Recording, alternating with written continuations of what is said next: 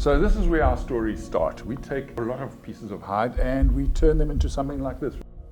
We've named this mare Juliet, and her little foal here we've named Thinta, which in Zulu means to touch. You'll see that the detail we do here is to create 3D, and each and every one of these little lines that create the 3D, which basically are a shadow and light effect, have been sewn very, very tightly so that this piece of art will stand forever. These horses we call Basotho ponies. They're indigenous to South Africa, having been bred and honed in the high mountains of Lesotho, which is part of the Drakensberg range. So they're acclimatized to going along impossible little trails, and they're used to that and carrying human beings late at night in the dark, etc. So amazing animals. There was a little trading store, and always outside this trading store was a little crippled boy.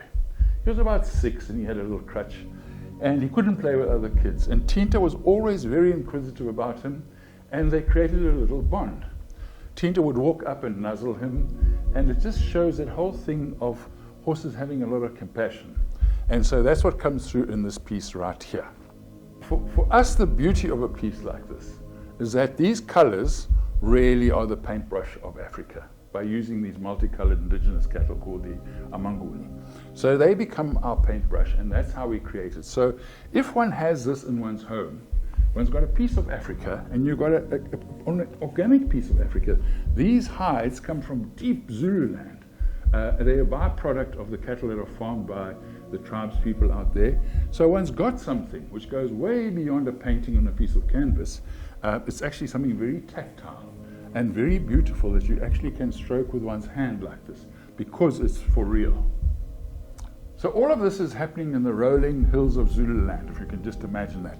We used to go down to the game area, the wild areas where there's game. It's not inside a game reserve, but it's just part of the vast open area. Alongside them follows the game reserve. The beauty of riding a horse amongst game, and even at night, because horses have got better eyesight in the middle of the night, as long as there's a bit of a moon, than we humans have got in daytime. They've got extraordinary night vision.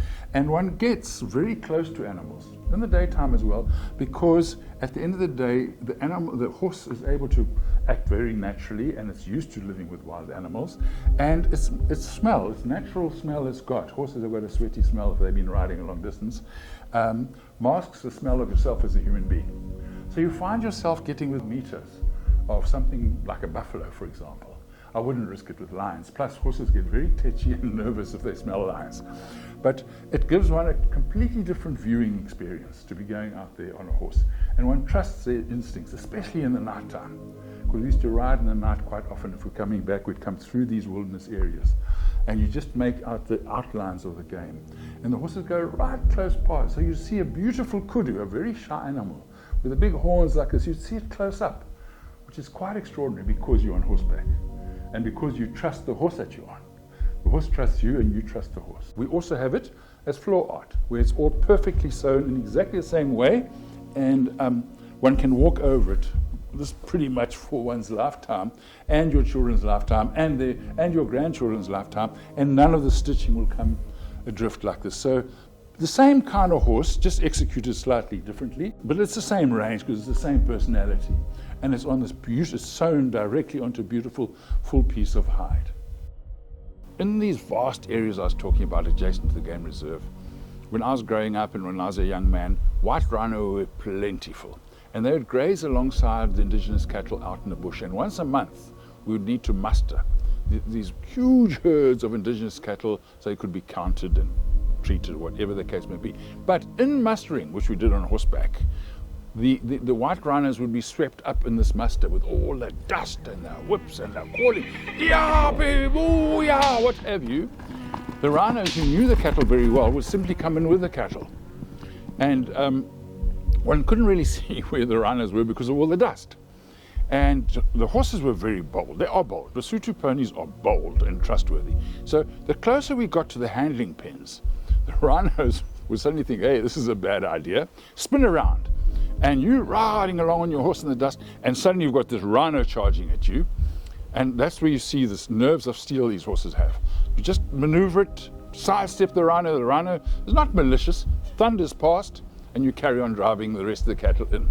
I found that thrilling, that experience of a wild animal on horseback in that kind of adrenaline-driven situation. So these hills and mountains I'm talking about are called KwaZulu, which in isiZulu means the place of heaven.